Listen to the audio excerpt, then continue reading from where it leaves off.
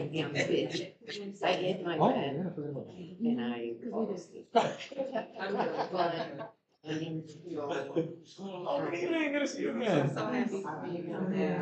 I'm doing well, I'm doing well. Okay, we're gonna go ahead and get started. I'm happy for you. Especially like. Hey, Brian. Yeah? Oh, hi. No one really sits in the gallery. Come on in. Good evening, everyone. My name is Autumn Francisco, and I'm the Chair of Community Engagement, also the Vice Chair of the Commission. And welcome to our February Community Engagement meeting. So we do have quite a few things on our agenda today, so I don't want to keep you all waiting too much longer. So our community engagement meetings are very informal, very conversational. There are only meetings that take place in a circle adjacent. And we always start with an icebreaker. So in honor of Black History Month, we're gonna do a little activity for our icebreaker called I Am Because They Were. So we're just gonna go around and you can name a Black historical figure, community leader, or family member who inspires you, or just share one word that represents what Black history means to you. So originally I was going to share a person, but I want to share a word. So the first word that comes to my mind is multifaceted. Just growing up, trying to figure out what identities I resonated with the most.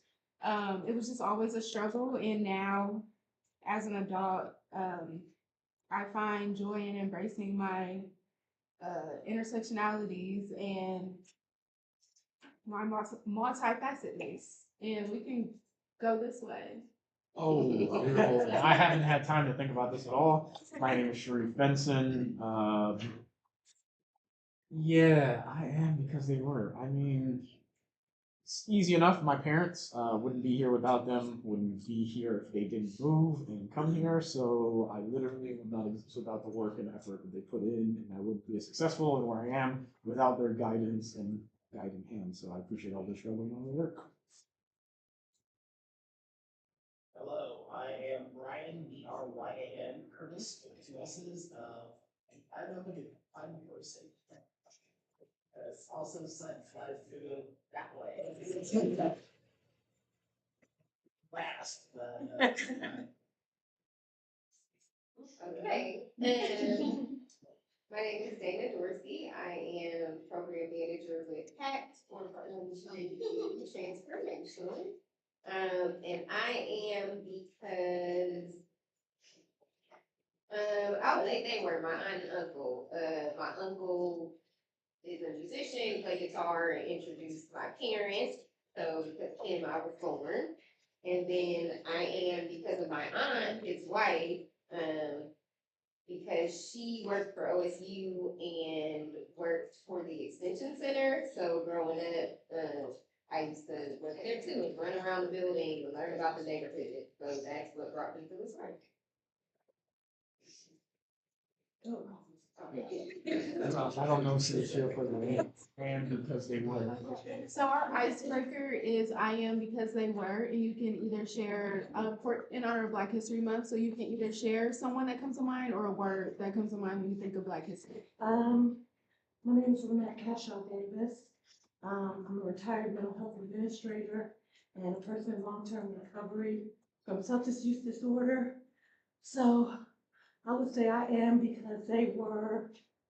Frederick Douglass was in recovery, so was, I'm trying to think, sorry, but there were numerous of us that struggled and came out the other side, and so that's why I'm here, healthy, still moving forward and advocating for others.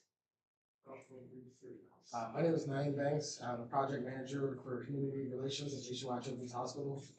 My historical figure is Fred Hampton. Wait, are you gonna tell us who that is? Oh, For those that don't know. That might be a conversation for not having the badge on, but he's a pivotal figure in the Black Panther movement in Chicago. All right, that's perfect. Yes. Good evening, everyone. My name is Tiffany Ray. I am the Community Relations Director for Nationwide Children's Hospital. I am because of my grandmother. She is 97, and certainly a living legacy. She was the first Black elected official in the county I grew up in which was Vanderburgh County, and that Evansville, Indiana sits in. And so I'm really excited about this Black History Month because they Indiana, quite conservative.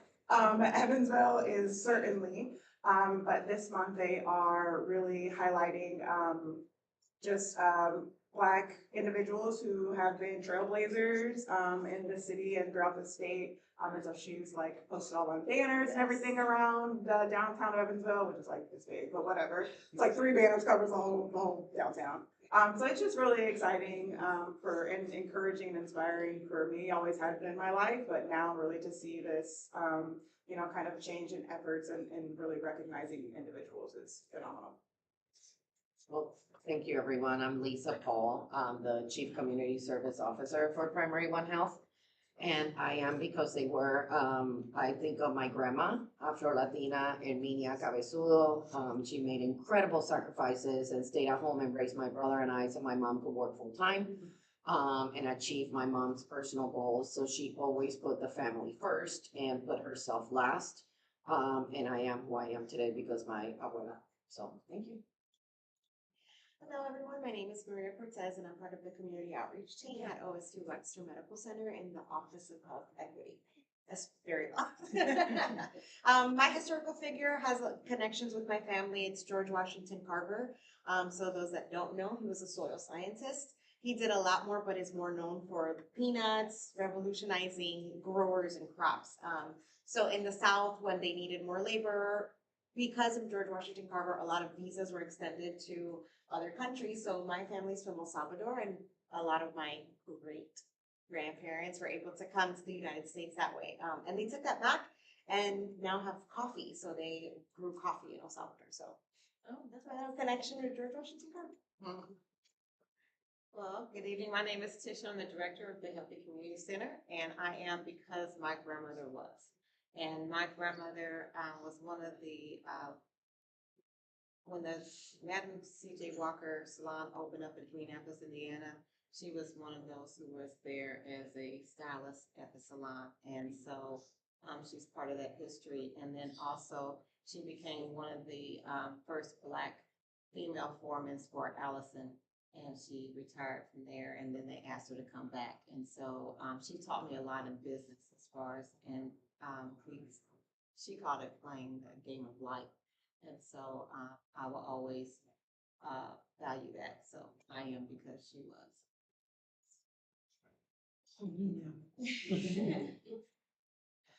I am because of my spiritualness and the higher source that I walk in and brings resilience to me, strength, and also perseverance in my journey and my continued journey. And that's what brings me through. And you are. Oh, sorry. My name is Selena, and I'm with the Old Town East Jazz Festival. Greetings and hello, Siobhan Thompson, Commissioner for District 4.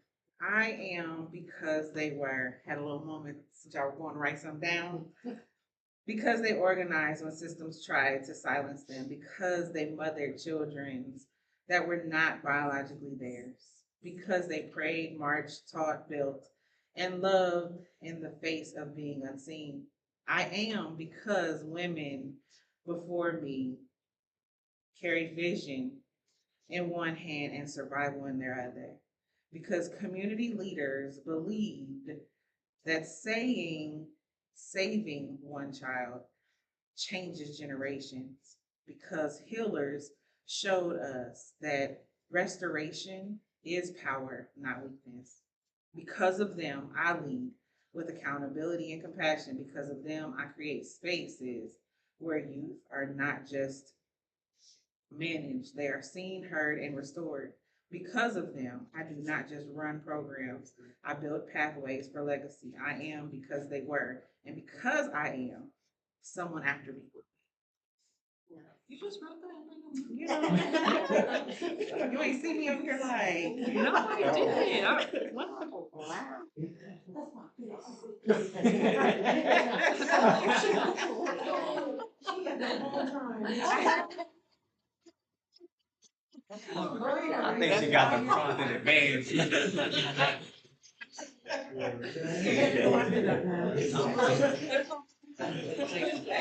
am I gonna say?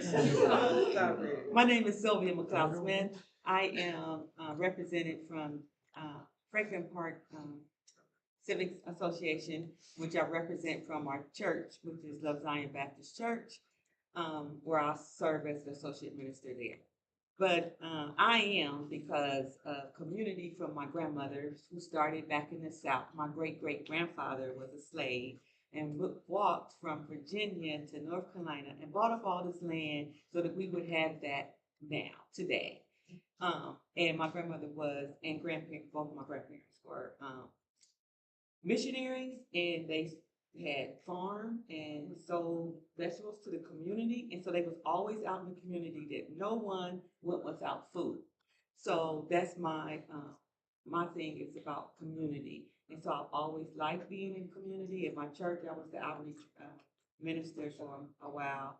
I'm also a chaplain at Mount Carmel, St. Anne's Hospital, where I do a lot of community work there. But so I do a lot of things, but community is my thing. I like to pull people together, help one another, help our people. And even like today, I had to do the prayer for the hospital. And so my prayer wasn't a prayer. It was a poem from Amanda Gorman. And so that was really nice. And everybody stopped me and said, wait, you was getting ready to rap. What would you get ready to say? So, but anyway, I am because of my grandparents. Hello, everyone. Anwar Watson, District 2 Commissioner, and I chose a word. So my word is resilient.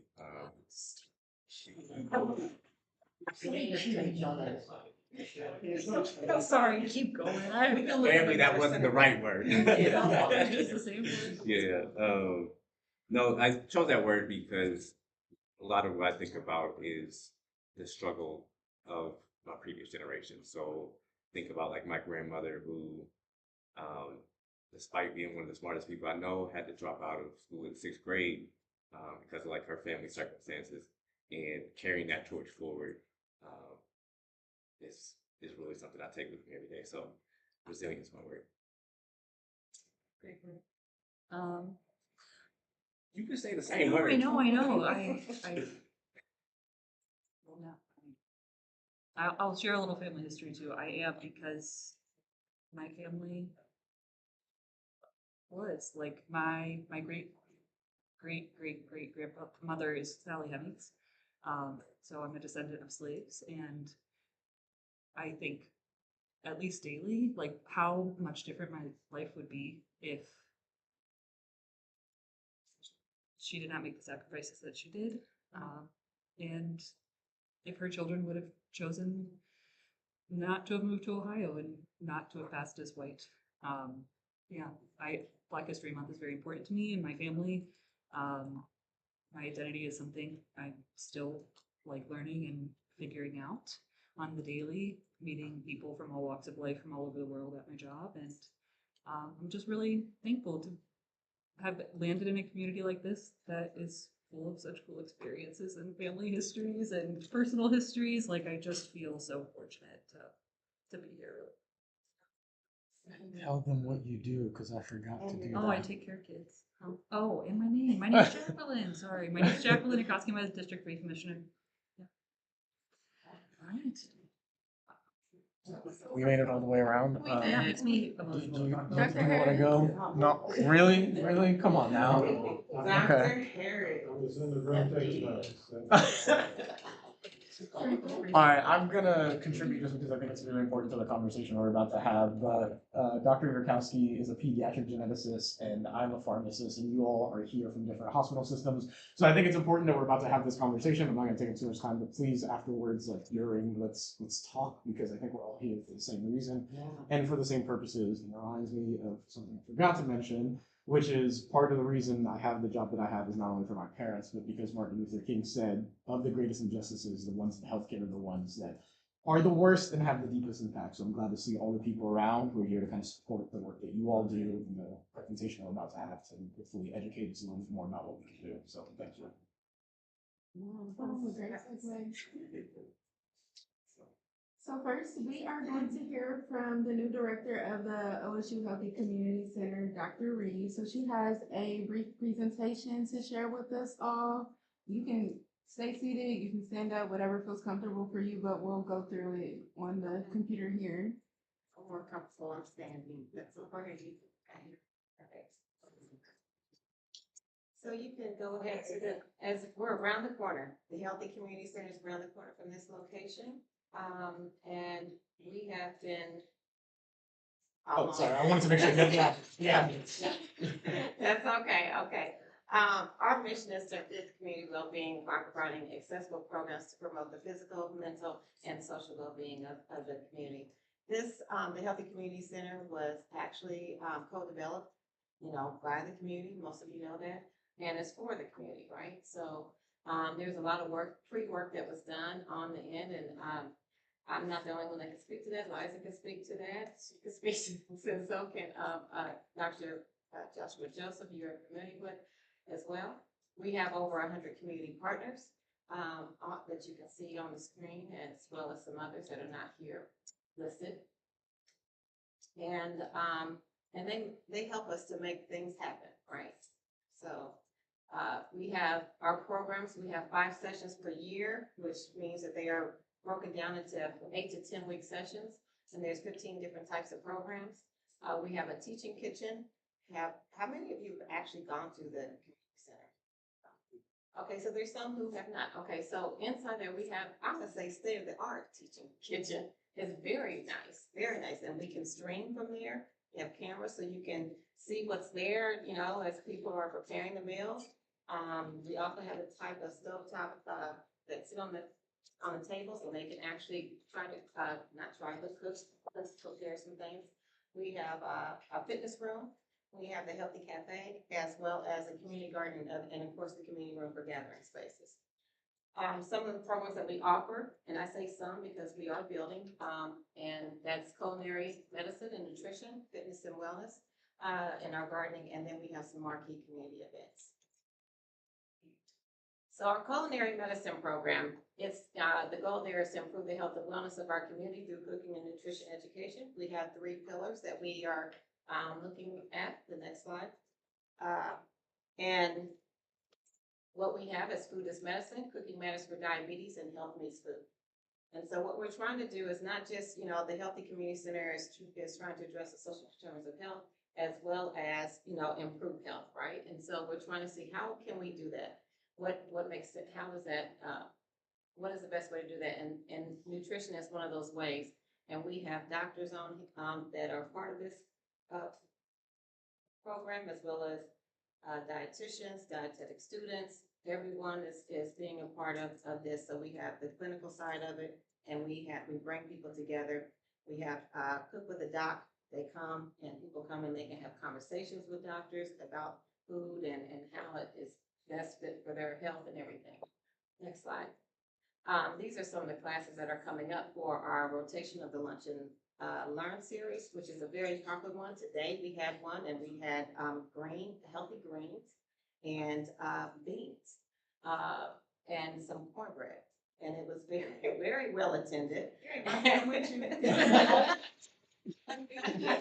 Where's the sandbag? I'm sorry, they were all out. I'm telling you, it was all out. It was a full class. And most of our classes, to be honest, we have wait lists for everything. So these lunch and learns, Cooking Matter for Diabetes is a set group, but the other ones, they're all full with wait lists, pretty much. Next slide. And here's an example of some of the chefs and some of the things that they do and they teach. You have the knife skills, they're teaching you how to use knives. How many of you know how to use a knife properly in the kitchen? Yeah, okay, all right. In my kitchen, not your state of the art kitchen. Yeah. So as you can see, those are a few things. Next slide. As well as we have coming up, Nourished by Nature, Cooking with the Seasons. And you see we had some other, soulful and simple one-pot meals for the modern family. Everyone loved that one as well. Next slide. And then here are some others introducing the bread baking, the anti-inflammatory diet. And that's coming up real soon. So if you're interested, if there's any room, join in. Yes, Monday, yeah. Next slide. And then there's, some special things that are happening as that's listed on here, cooking together for families. So it's one that we're really looking at doing. Next slide. And as we see that most of people, they rate this, we have we do this in surveys are taken after each class, and 88% rate the topic of the class is excellent. 90% believe the instructor's knowledge and teaching skills are great, and overall they're satisfied. This nutrition is 90% full, I'm telling you. People sign up and the class is full, but the people who actually come and attend is 90%. Next slide. And so some of the things that they're getting out of it, we looked at themes, and so some of the things here you see healthier cooking and nutrition, ingredient substitution and creativity, practical skills and meal planning, and flavor without compromise. Basically, people have learned that cooking healthier and even I think in the summertime we actually have with the gardens we would take the food from the gardens, so a farm to table kind of the deal there, right? And so they're seeing how to cook healthier and it actually tastes good. And they're having fun doing it. Next slide. Our fitness program. You can go to the next slide. We have they also have 3 pillars. I'm gonna go into all of that. The physical wellness, holistic wellness, and community connection. Next slide. And these are some of the classes. They're all full, pretty much. So again, but if you want line dancing, you can do that on Mondays and Wednesdays, or Mondays and Thursdays next time. Tai Chi with Andy, that is a very popular one. We have yoga lattes, and we also have, for seniors, we have, where they can be in the chairs and do exercises, and that class is always full, even in the cold. So, next slide. And then something interesting, cardio drumming. It's a little different, but it's good. Next slide. And so when they self-reported, of course, they're also reporting that they have more energy, they're more relaxed, they're stronger, and they're more flexible, and they have an improved mood. Some have talked about that they've lost 10 pounds, or someone is talking about how they're actually applying the exercises at home. And just yesterday, I talked with someone, and they were telling us that they have lost 45 pounds, and they have 5 more to go to meet their goal. And so they are going to our nutrition and our physical, classes, physical fitness classes. Next slide. You can go to the next slide. And we also have mental wellness classes. So I didn't want to just let you know that as well. We're going to do some neat things. We're looking at the art of storytelling will be coming up in April. And so that can apply to a lot of different groups and things, right? And so they're going to start that in April, and then they'll have 4 consecutive classes after that relate to the art of storytelling. Next slide. That's fine. We just have this coming up on the 17th, a safe drive through the aging process. So that's one of our senior program initiatives. Next slide. Yes, it is. Take a look at it again. Yeah. And over here. That's how much we still, look, you sure you don't wanna come back? Okay. Next slide, next slide, next slide. So we have our Wellness Wednesdays. We're having one that's coming up February 25th, sponsored by Genentech. It's Conversations on Cancer. So we will have the Susan G. Komen mobile out there, as well as the lung cancer mobile out, for people to go through and look. And we'll hear from some survivors and everything. So if you know of people who this may be of interest to them, please check us out, call, sign up online, and meet us there. Next slide.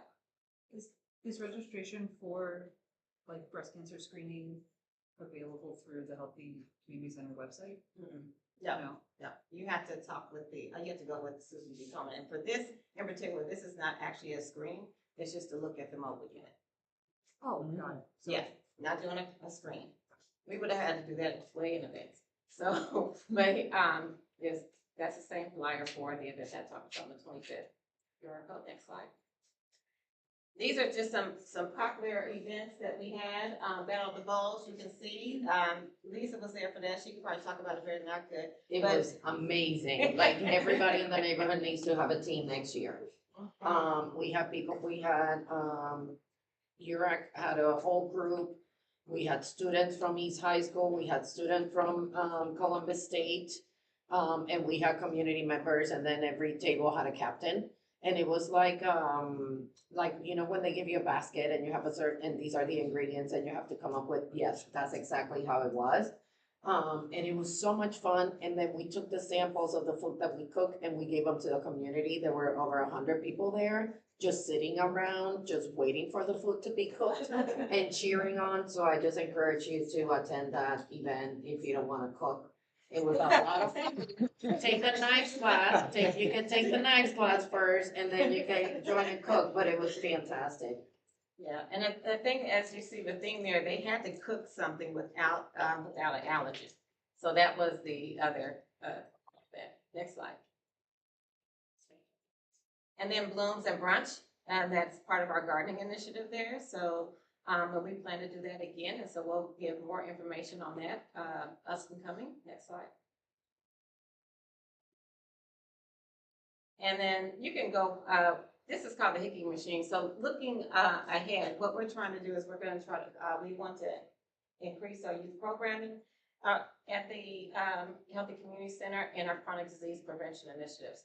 So we'll talk about that a little bit more maybe at another time. Next slide. And this is just how to register for us. Go ahead. Next slide. Get back here, Uncle. It's okay, next time. And this is the important update that I want to really share, that we have what we call the plumbing project that's going to be taking place. And so with that, the center will be closed from March 9th to May 9th. So if you know people who are, who attend or like to, just let them know that we will not be there. But our programming must go on. So next slide. We are going to be at the African American Extension Center for all of our fitness classes. And then we will be at the Legacy Point at Poindexter Village for our cooking demonstrations. And then we also are going to do some cooking demonstrations online. So the lunch and learns will be held online virtually, and I will make sure you guys get links and how to sign up for those, to share that with the community for those who may be interested in that. And that is it. So thank you very, very much.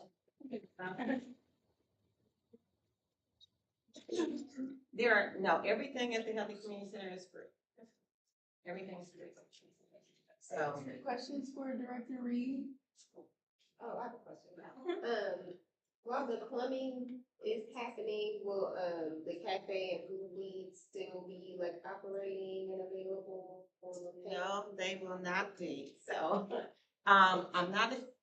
they will share with us next week where they will be, and I will let you know that. You're welcome.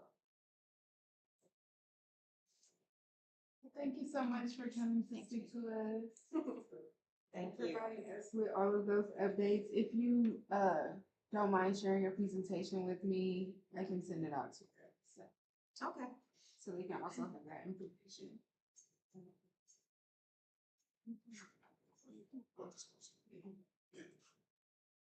Okay, so now we have Tiffany Ray and Naeem Banks from Nationwide Children's Community Engagement Team. So they're just gonna come and share some things that they are working on with us.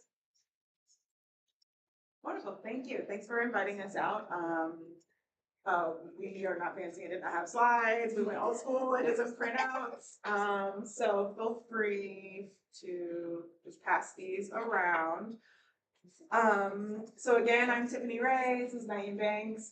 We are 50% of our community relations team at Nationwide Children's. It is, it is wonderful to have other health systems here because truly, positive health outcomes, especially when we're talking about large populations of people, it really, really does take hospitals and healthcare organizations very intentional investment into health outside of the walls of our organizations. And so it's always just a pleasure to be amongst very similar like-minded folks and colleagues, us all trying to do this work together.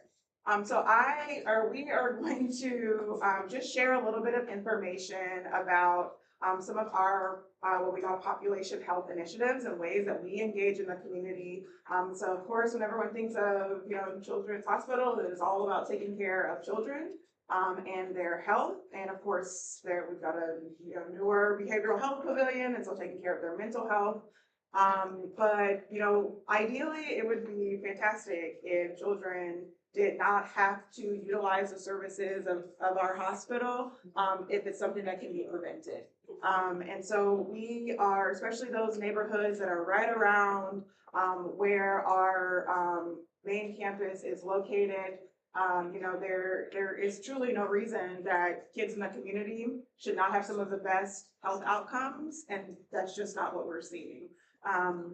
And so we are focused on several different areas to try to really drill in and see where we can have an impact, but it's all about supporting families. It is also about supporting children and the best health outcomes for children. Health, of course, is made up of so much more than the physical mental health. It really is all of the things that are happening around in the environment, opportunities, so many social determinants, as mentioned, that really impact a child's health outcome. So what this packet includes, this top sheet here, it actually defines kind of the model, if you will, that we take in terms of our community engagement. And so our kind of program name, if you will, or initiative name is actually called Healthy Families, Healthy Neighborhoods, Healthy Families. And it's a 5-pronged model, and that helps us to really focus in and drill in and really make intentional efforts around these 5 things. And so the first, of course, I'll actually start with health and wellness. As you can imagine, that's kind of our bread and butter.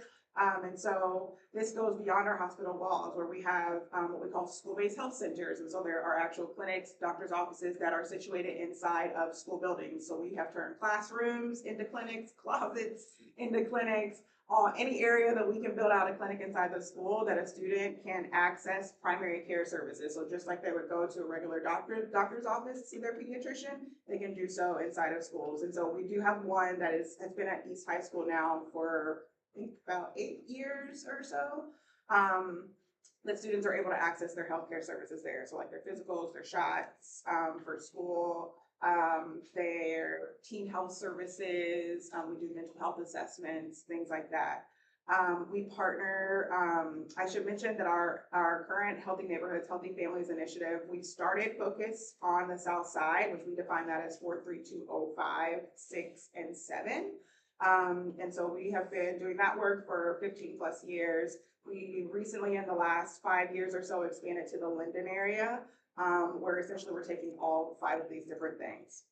So there's health and wellness, there's affordable housing, and so we do a lot of work in terms of creating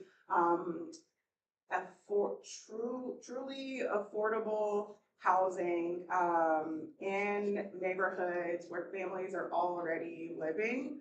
We take a lot of pride in this, and for us, it's important to ensure that the housing actually stays affordable. And so we have ways to ensure that that happens. We do home repairs. that are no cost to the family, to the homeowner. We have our own portfolio of rental homes throughout these areas as well. And then we do some home ownership as well. So there's affordable housing, there's economic development. This bucket is really all about how do we help to support families to become financially stable, to ensure that they have a substantive career. And this is adults, this is young people who are starting to enter the workforce. So we have a number of those programs that fall within that. We focus on education and ensuring that we are supporting kids to hopefully stay on track toward high school graduation, and then have a plan beyond. And so we host a number of programs such as our Upward Bound Math and Science, and mentoring programs and things. And then we have a bucket that we call community enrichment. And this is all about like how do we help neighbors get to know neighbors, and how do we help to create atmospheres where children in their neighborhood can be excited about being outside and playing in their neighborhood. And so we have events, or we'll host events and partner with neighborhood civics and other organizations to create these this different type of atmosphere. So that is kind of the like 50,000 foot level of the ways that we engage. And so what we did is include it in this packet. Some of our like 2025 kind of reach numbers, our outcomes for the South Side and Linden, just so that it can give you an idea of kind of what we have been doing. And then we included several different things that we have going on right now. That these are things they're not limited to those like folks that live in those zip codes. And so I'll talk about some of those things as well. So you can just kind of see, I won't necessarily go through every single thing, but definitely take a look, and if you have questions, you can ask about those. But I will go to our flyers.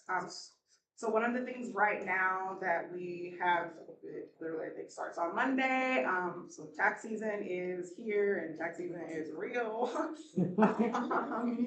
So we host free tax clinics all throughout the community, all throughout the city, for individuals who are households that make $70,000 or less. It is absolutely no cost whatsoever. You just register, grab all of your materials that are needed, and show up to your appointment, and we complete your taxes. We've been doing this now for a handful of years, and we partner with the United Way to do these tax clinics. But we only previously did, I think, about 4 or 5 locations throughout the city. This year is a little new for us because we are now leading the effort in the city. So you can see all of the different locations that we will have tax clinics. And this is right, it's all about helping individuals, one, just breaking down the barrier of like having someone do your taxes or having to like pay for taxes, hopefully taking away the fear of also submitting annual taxes.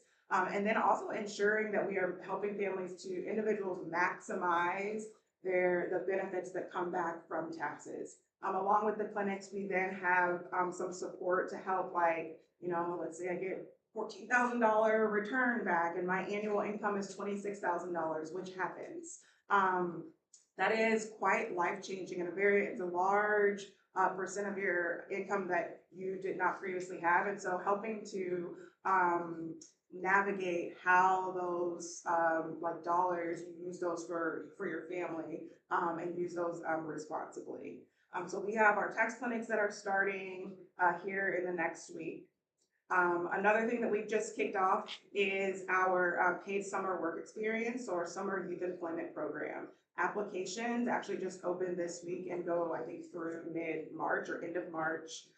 This is where we have about 100 students who are ages 16 to 21. It used to be 16 to 24, but the number of applications we get is like astronomical. So it's now 16 to 21 because we really want to support our students who are currently in high school or those who have like recently graduated, whether they are in college, going to college, or they are starting a career, whatever it is, to give them that opportunity to get their foot in the door at Children's Hospital. We have 300 plus different types of careers at the hospital, and so it's very diverse in terms of what young people can do. And so it's a paid internship. It's great because they become NCH employees, which I don't know if anyone else has tried to apply for NCH. It can be challenging to even like get in the door. And so we welcome them and pair them with any of our departments that kind of raise their hand and say like, yes, we want students for the summer. Some of them take 2, 3, 4 students. And we have seen really, really wonderful results from this in terms of high school students getting hired on part-time to continue working throughout their high school careers. Students who have just graduated college that end up launching their career at Children's. And so this is really giving those opportunities to young people. We really try to focus on, we take any 16 to 21-year-old person, but we really try to focus on and prioritize students who wouldn't naturally necessarily have the opportunity to have an internship as such and a paid internship. And then the last flyer we have here is about our Upward Bound Math and Science program. And so this is another one for young people where we provide experiences very much focused on the STEM careers. And so they partner with us at NCH. We support them through mentorship. We provide internship hours. We do college tours. Obviously, many, many hands-on STEM activities, really to help students just get experiences that are enriching, that add to their academic learning and their academic success. To be in this program, you have to live within our Healthy Neighborhoods, Healthy Families zip codes. You don't have to go to school in the areas though. So like you could live in 43205 and you go to school at Northland High School up north, for example. So it's all about who kind of lives in this area. And so those are things that we have that are just launching right now. And so, you know, young people that could take advantage of any of these opportunities, please encourage them to apply. If you know students who are going to apply, you can also let us know so that we can pull their applications and kind of skips the hope their application gets pulled process because we will send it directly to Wendy Williamson, who's our youth employment coach. And so, you know, other things we have coming up this summer, we will be kicking off again our Play Streets events. And so these are within like the South Side, within Linden area, where we block off a street and we throw a block party for kids. And so we also really love to support other organizations who who like to kind of do the same thing or are hosting community events. Please reach out to us if you're looking for support, whether that's financial support or whatever it may be. That is something we also take into consideration and provide some like small sponsorship dollars essentially for any events that are really impacting children and families within the community. And again, those aren't things that are limited to just the Linden and South Side areas. So that is kind of, I know I ran through that. I didn't want to take up too much time. You can see it. Thanks for putting up the website. There's so many things on the website that you can see in terms of how we partner and what we do. But it's really this commitment to child health. And we know that there are so many aspects that are involved. And we push our organization sometimes to do things that we have not done before or tried before or might not be quite as customary, you know what I mean, for a large children's hospital to be doing, but it is essential, it's important, and for us, we're typically, we really like to hear from the community in terms of what is needed, what the community would like to see, what their expectations of us are as Children's Hospital, and, you know, we do our best to respond and really build up programs and initiatives that are very much driven by community input as well. So I guess I'll just pause there and see if there's any questions. Yes. For the upward bound math and science program, Yes. you said that you just have to live in any of those zip codes? Yes. Okay, the paper does say you, to qualify, you must attend/home school, and it lists the different.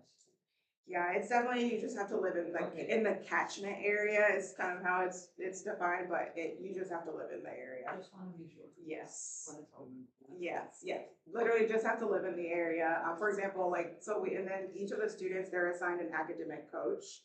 I was actually just talking to one of the coaches today who was headed to Fort Hays to meet with their students. So it literally is you just have to live in the area.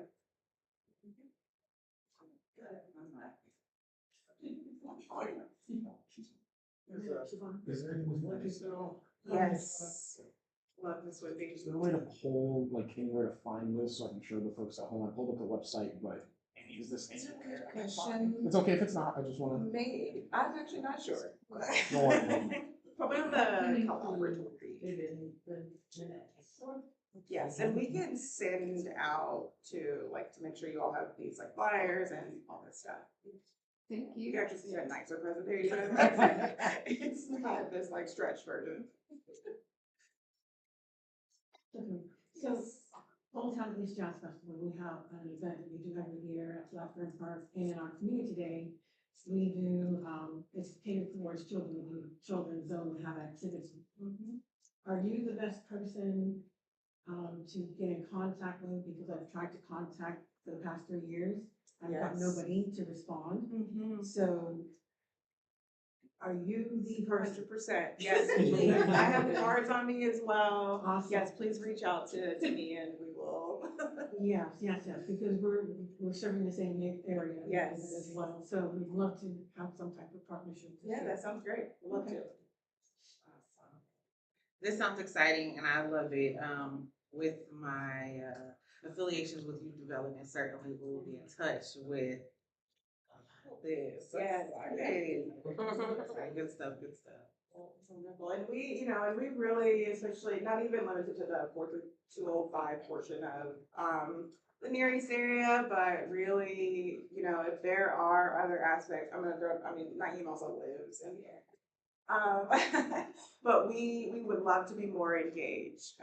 It's, we're right here by our main campus. And so, if there are other ideas, if you want to bounce things off of us, if you've got questions, whatever it may be, feel free to reach out to us. I had a quick question on Yes. affordable housing, home repairs. How does someone get part of that? Yeah, so the home repair program, it is, much of our funding from the home repair program comes from, for the most part, comes from the city. A large portion of it, depending on where it is, I should say it that way. But what we do, it's through our Healthy Homes group at Children's. They define kind of a priority area. It's based off of the amount of dollars that they get. And so they'll, for the South Side, the home repair applications that just open are kind of in the driving park area. Not kind of, they are in the driving park area. And so essentially the only requirements for is to be a homeowner, and to have homeowner's insurance. And we would then it's all limited to exterior home repairs, and it's all around neighborhood beautification. And so we do, I wish I would have brought some pictures of it. It is pretty drastic changes, whether it's changing siding and putting new siding on a home, of course, landscaping, new windows, And so it's a defined area. It's also on the website. You should be able to find, and during that time. So I think the next round of, I guess I shouldn't speak too soon, but I'm pretty sure the next round, we're starting to come north of Livingston. And so we're starting to have be in other areas as well. So we'll see how it continues to grow. But it's a great program. It's usually around, I don't know how many homes per area we end up fixing up, but it's a good number. We even had a little trial I on was here. the west side this past year, and we had about 17 homes through that little trial where some dollars came through that we could support. So people just apply on a. yeah, they essentially apply. We will do outreach specific to the zone that we're looking in. And yeah, they just apply, then we assess. I mean, that's those two requirements, homeowners and have homeowners insurance. And so we're even looking at not everyone has homeowners insurance. And so are there ways that we can support families in getting affordable homeowners insurance? Because we don't want that to be a limiting factor, but it's a requirement. Why that's the requirement? And the tax payments, yeah.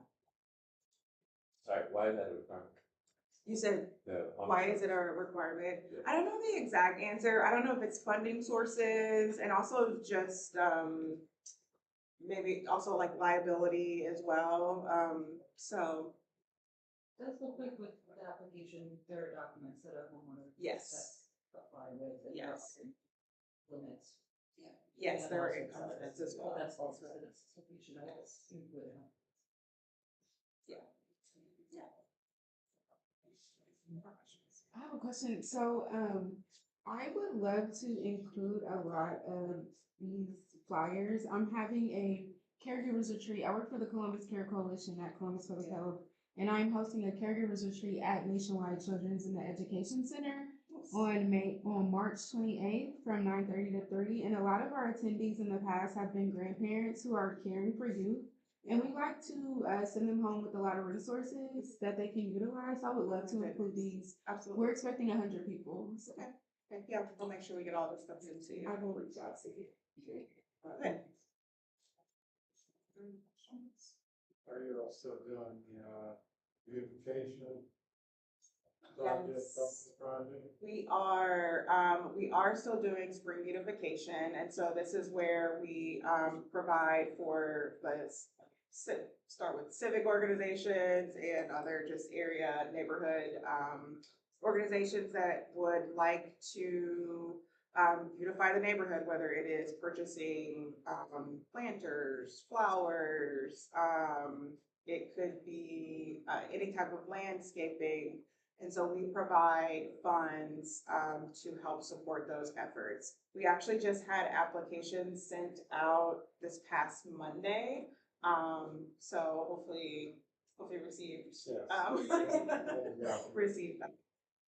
Yeah, we still have our funds from last year, so Oh, great. we're going to use Just add to it. Yeah, so we'll we're do it. not gonna take from profit, we're gonna be good stewards and actually use what we're doing. That is wonderful. Any other questions? Again, I have cards. I'll pass around too. Think out that.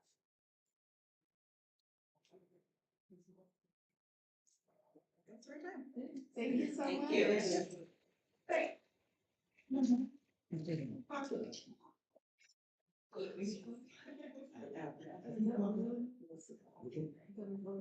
No, this is just a.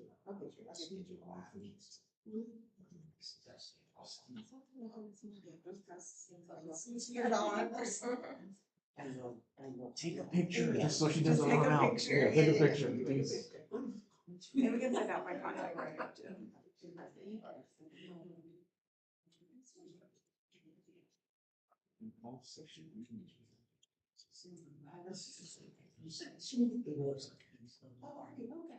So before we adjourn the meeting, we do have one more thing on our agenda. So it is the top of the year and we have to hold elections for our committee. So we are looking to have some community members join the community engagement committee. We were the only committee last year without any community members. So Where did that come from? These weren't all. Dr. Chair? Yes. So last year you did the elections because you were chair. Oh, yes. I need a little assistance. Gotcha. At this time, there are three, positions, for leadership within each of the committees. Those positions are secretary, vice chair, and chair. How this will work is if you have anyone in which you would like to nominate, and that includes yourself, you can make the nomination, once I say the name of the position. A person can either decline or accept, the nomination. So for the four, I guess, Madam Vice Chair, before I do this, are there any community members that you know that would like to join this committee? I do not know off the top of my head unless someone. Okay. All right. Any other community members that would like to join, as a member of the community? Sure, I would join that nomination. We're nominated as chair. I second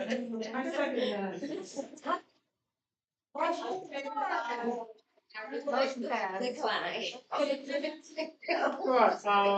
At this time, I will, entertain any nominations for secretary for the Community Engagement Committee.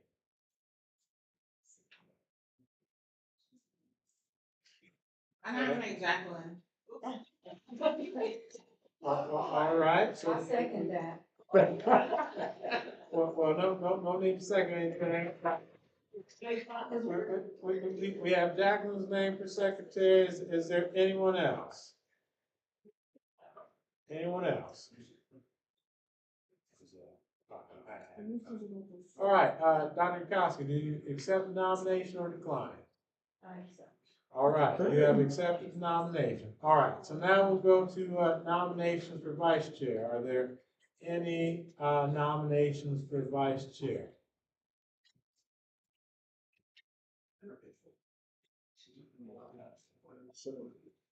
I mean, right now, I'm. I would be fine to stay. All right, so are you nominating yourself as vice chair? Yes, yes. Okay, are there any other nominations for vice chair?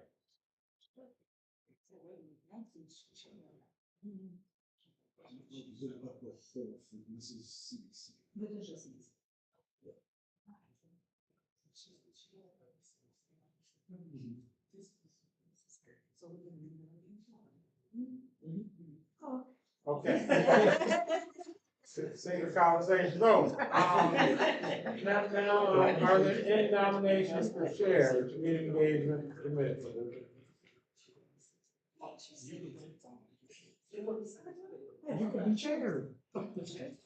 You can be chair. Oh, sure. Are there any nominations for chair? I think we want to revisit secretary. Like, Wait, can I have a sidebar? No. I didn't really realize what was going on right now. Well, why did you explain? Y'all was like, no, y'all just said, I thought we was talking about community people doing something.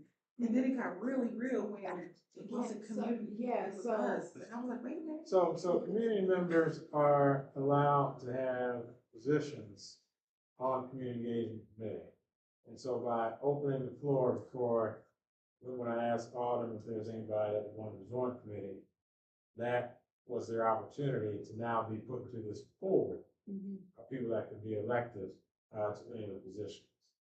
because that now comprises the And full the committee. only thing is, when community members are a part of committees, they just can't be chair, but they can be vice chair or secretary. As a commissioner, can be any of those things at any time.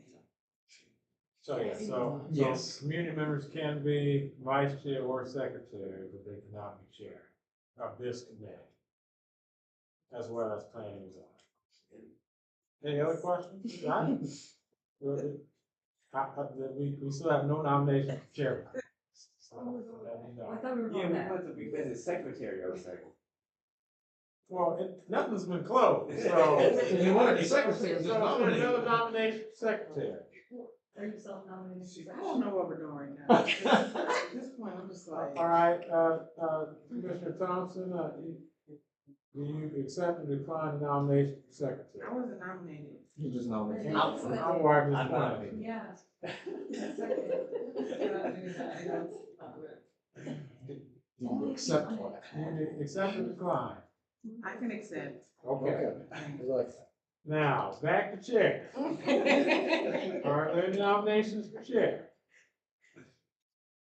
I nominate Autumn for chair. Okay. Anyone else?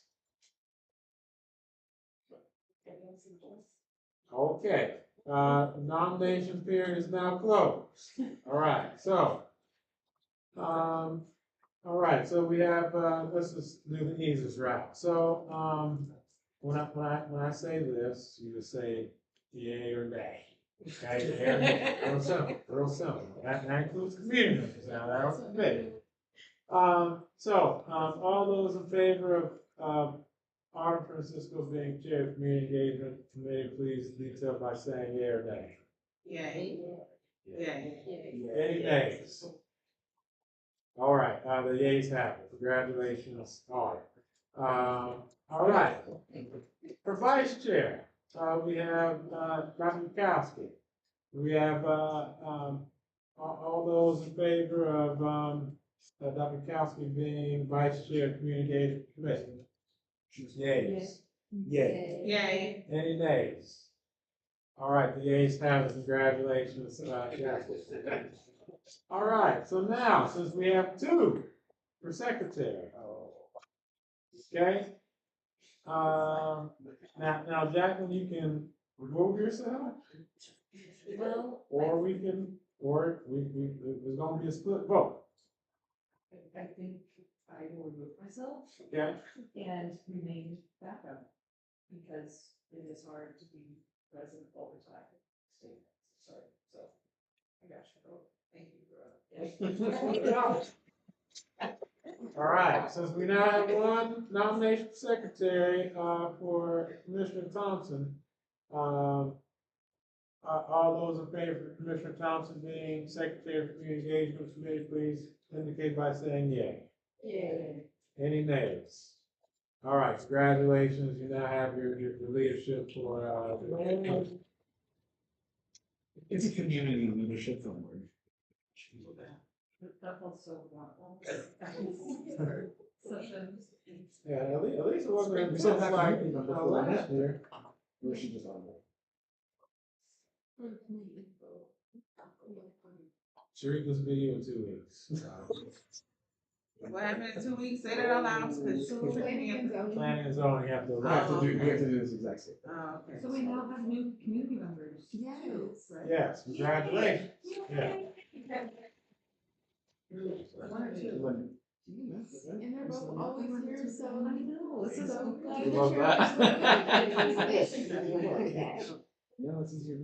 I'll update you. I'll take it. Blue Jaws, thank you. Yeah,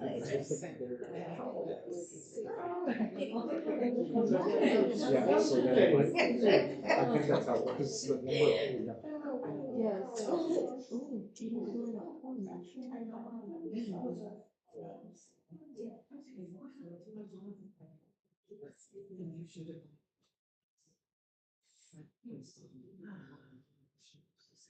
Good.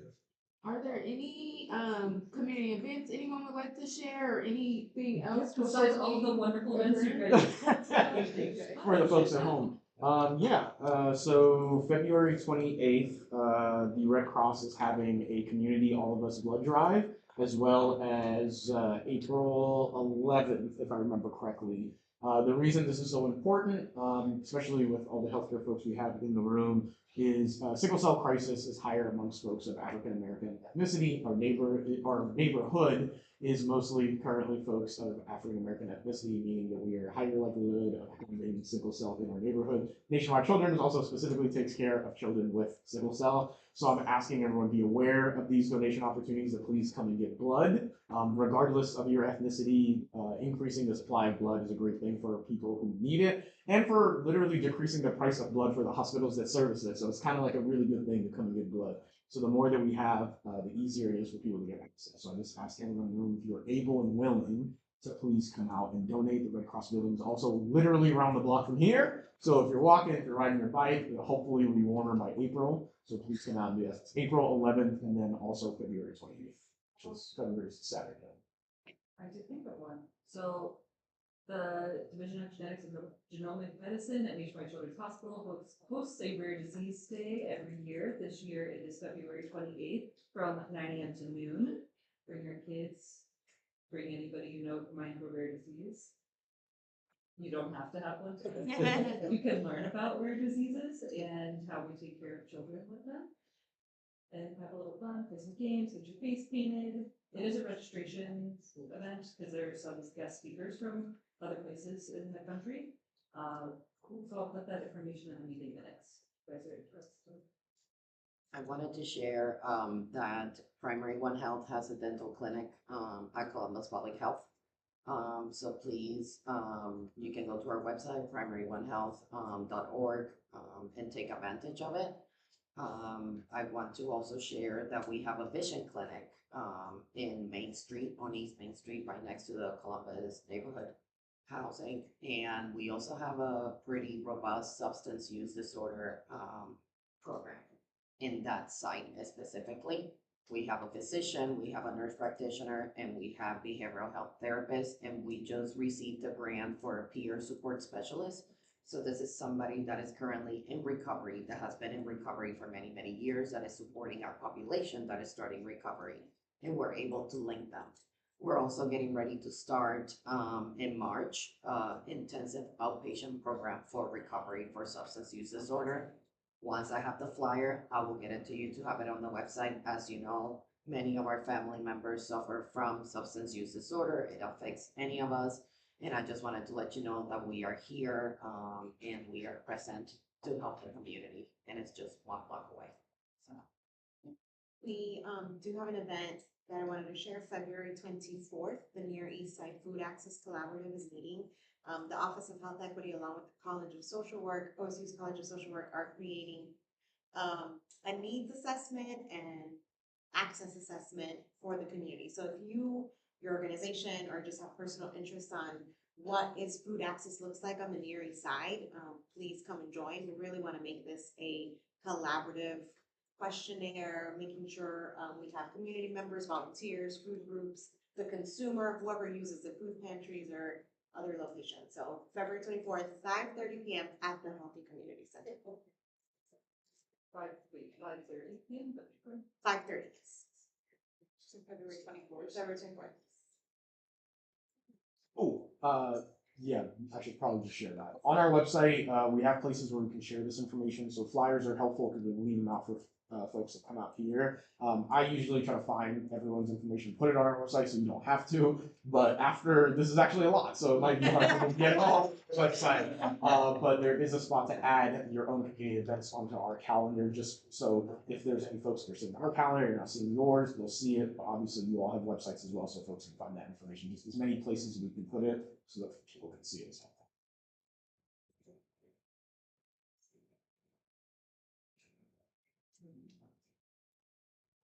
I think that concludes our meeting today. So all those in favor of adjourning, say aye. Aye. Good luck seeing you guys. Thank you. Guys.